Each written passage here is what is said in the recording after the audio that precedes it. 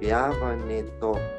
Което е довело до тези ограничаващи вярвания. Да, до тези ограничаващи вярвания. И то може да не е едно, може да 2, 3, 5, 10. Защото ако това преживяване идва от рода или от минал живот, то към него има натрупани и накачулени още много вярвания. И ако ние почнем едно по едно... Много интересно. Значи можем да кажем, че това е един вътрешно почистващ процес. Включваме прахосмокачката и почваме да робим по ъгълчетата и да търсим разни